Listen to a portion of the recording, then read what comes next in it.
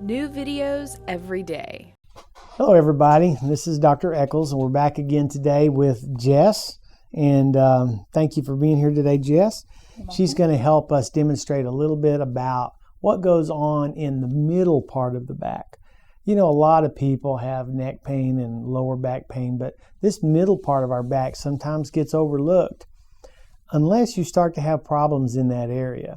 And we get a lot of patients in with a lot of sharp stabbing pain in this right shoulder area and this trapezius muscle.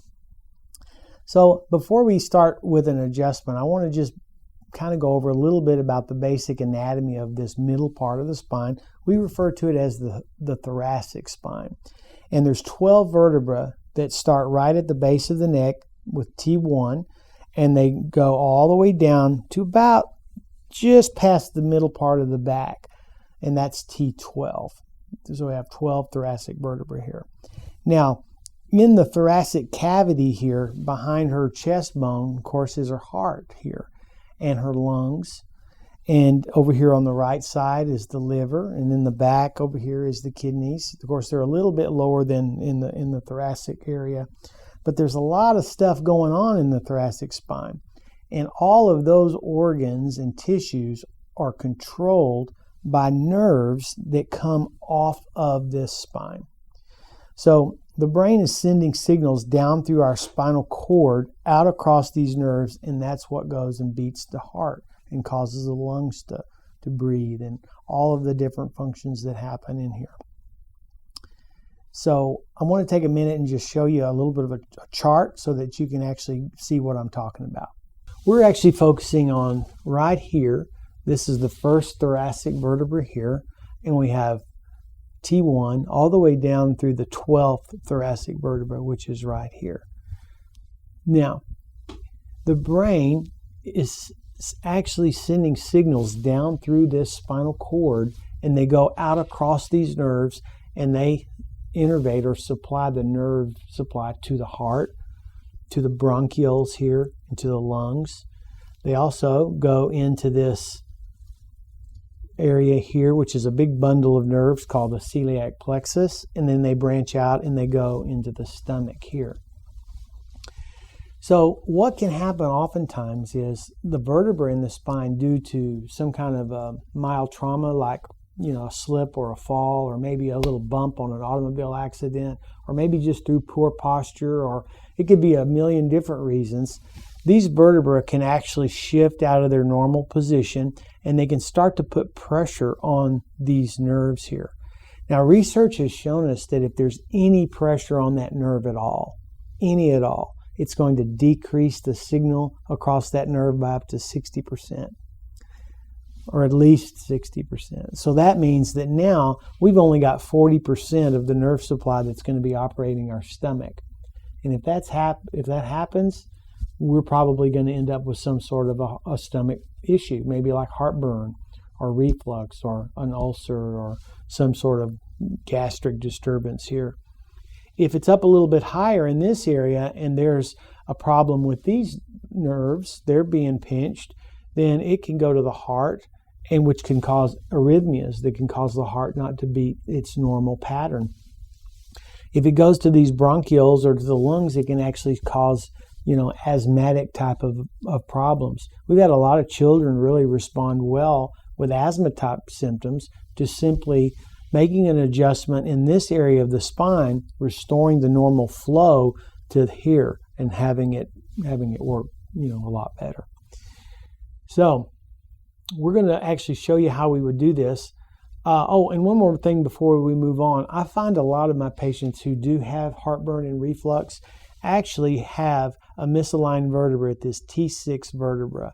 And more often than not, this vertebra has actually gone forward, the anterior part of the body. So we have a very special adjustment, and I'll actually demonstrate that today and show you how we do that. Patients have often reported to me that they feel better as soon as they get up off the table. And as long as they're having this area corrected, their heartburn and their reflux goes away. There could be some other nutritional components that need to be addressed, but oftentimes this is a big part of it. So we're going to get Jess back up here on the table, and I'm going to demonstrate how we would help take care of these kind of problems. so we've got Jess laying in the prone position here on the table. And again, the thoracic spine starts about right here at T1 and it goes just down below right into about T12 right here, just about where the back starts to curve back in here. This is the lumbar spine or lower back here. So we palpate, which is just a real fancy word for feeling of the different muscles and ligaments and bones in the back. And I can feel where the vertebra may have shifted out of place a little bit here. Once I find this area, I can make a light adjustment there. And oftentimes we'll hear a little clicking noise as that vertebra shifts back into place. Breathe out for me there a little bit. Just like that. And we reset that bone. And that can take a tremendous amount of pressure off of this person. Their digestion can start to improve. Their breathing can be expanded. It can even help with the heart, because all of these nerves go and innervate those areas. If you were just to cut the nerves to those areas would completely stop working. But if we don't cut them, but we just put pressure on them with the misaligned vertebra, it's not going to cause them to stop working, but it's going to definitely affect how well they work. Now I'm going to demonstrate how we do a special adjustment when this vertebra has actually gone anterior. This is the one I find in a lot of heartburn cases. But to do that, I'm going to have her sit up on the end of the table. Okay, so we've got Jess on the very end of the table here, and oftentimes we'll have the patient just lightly flex their head down. And as we run our fingers along the base of the spine here, our finger will kind of go in. It'll kind of like fall into a little bit of a hole there. And if that's the case, we know that there's a problem there. These bumps should all be kind of in the proper, all in a line. So if it goes down and all of a sudden it drops in, we know that vertebra has actually shifted forward. We call it an anteriority. So we're just going to brace right here. I'm going to have you cross your arms just like this, real tight.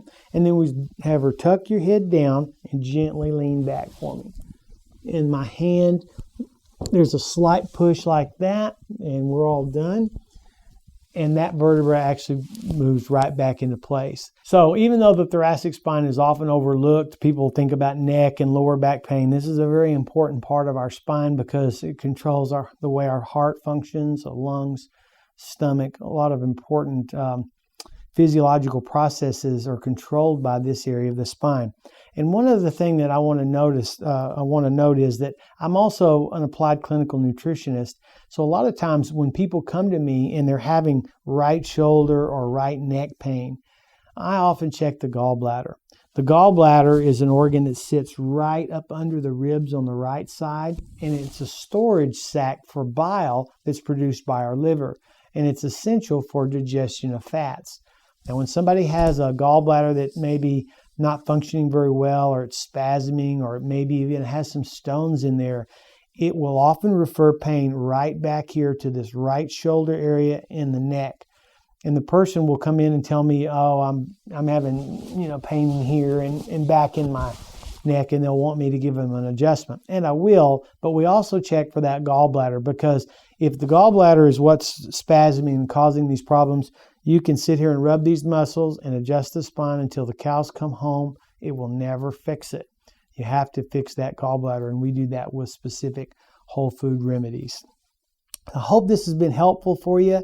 If you have any questions, please go to my website, www.jeffells.com. Give us a call, and if there's anything we can do, just let us know. Thank you again. Till next time, this is Dr. Echols signing off. If you liked this video, we have hundreds of more alternative videos ranging from sexual health to psychology to mind control. So if you liked it, go ahead and click on me to enter the Psychetruth channel.